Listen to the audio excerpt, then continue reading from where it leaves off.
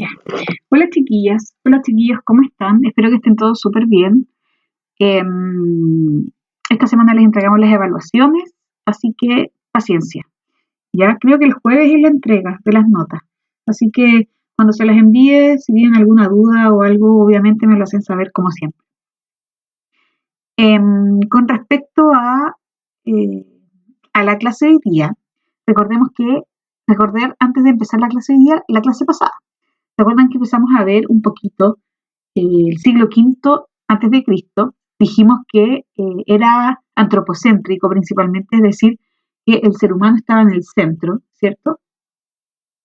Fue un siglo que se caracterizó porque todo giraba en torno al ser humano.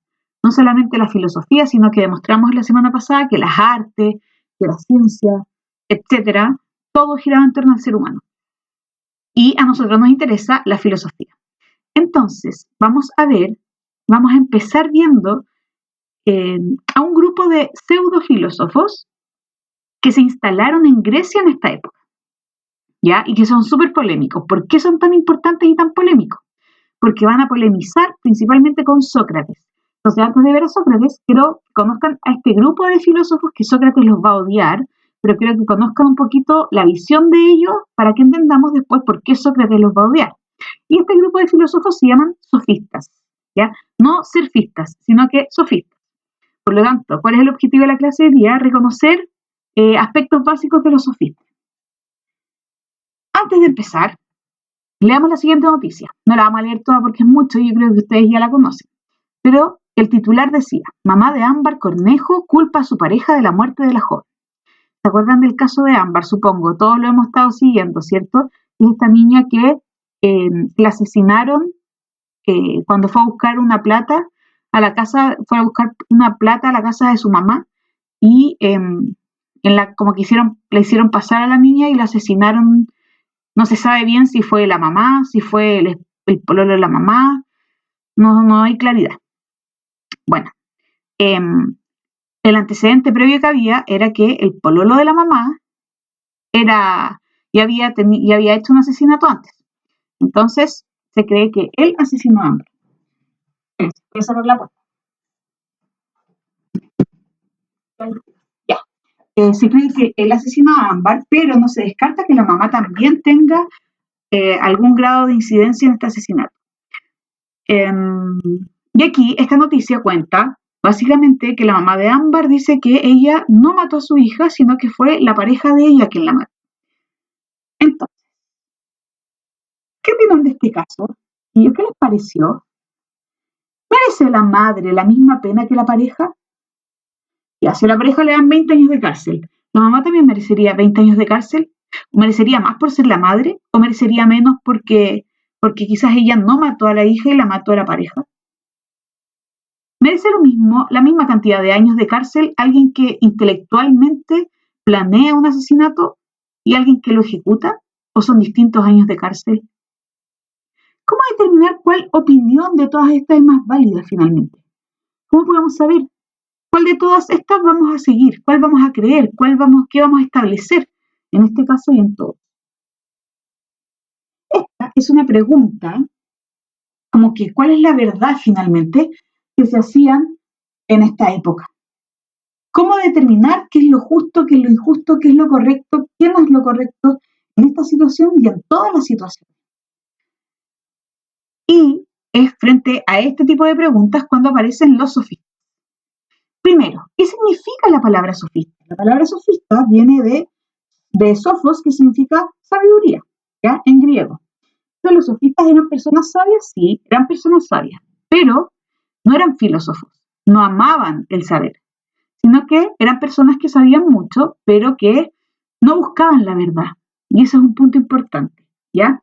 De hecho, actualmente, si usted busca en el diccionario o busca en Google la palabra sofisma, va a aparecer en el diccionario como es una especie de pseudo verdad. Es como cuando alguien quiere hacer parecer algo que no es verdadero como verdadero. Entonces, finalmente a la historia, los sofistas pasaron como un grupo de personas que no son filósofos, pero que son mirados así como con desconfianza, ¿ya? No eran personas como muy bien miradas en la historia, sino que son personas que quieren hacer pasar ciertos discursos como verdaderos, pero uno sabe que no son verdaderos. Ya, los sofistas. ¿Quiénes eran estos sofistas? Eran profesores ambulantes que andaban enseñando, porque eran personas muy sabias, sabían mucho. Entonces ellos andaban enseñando, pero había un pequeño detalle, que ellos cobraban por enseñar. Y en la época eso era muy mal mirado. Muy, muy mal mirado que cobraran por enseñar. La enseñanza es un derecho y es gratuito, y eso también corría en la época del siglo V a.C. Entonces que ellos anduviesen cobrando ya era dudoso y como poco ético. ¿Y qué enseñaban? Enseñaban la retórica, enseñaban a hablar bien, a expresarse frente al público, enseñaban a argumentar, a dar buenos argumentos frente a algo. Eso era lo que enseñaban. ¿Y por qué se dice que los sofistas enseñaban una pseudofilosofía? Porque los sofistas no buscan la verdad, ni enseñan la verdad, ni andan buscando esta verdad como los filósofos. De hecho, ellos lo que querían, lo que enseñaban a sus alumnos era argumentar tanto la tesis como la contratesis o la antítesis. ¿A qué me refiero con esto? Por ejemplo, en el caso de Ámbar, volvamos a la noticia. Ya. Ellos hubiesen enseñado a un alumno a mostrar que es tan válido decir que la madre merece la misma pena que la pareja, como que la madre merece menos o más pena que la pareja. ¿Por qué? Porque a los sofistas no les interesaba descubrir qué es lo más justo en esa situación o en ese caso. Lo que les importaba era que tanto la tesis, por ejemplo, que la madre merecía la misma pena que la pareja, o la contratesis, que la madre merecía menos o más pena que la pareja, ambas debían parecer igualmente verdaderas. Por lo tanto, ellos enseñaban a argumentar para que ambas parezcan verdaderas, de igual manera. ¿Ya? Por eso es que es una pseudofilosofía. Un filósofo real, ¿qué haría en este caso?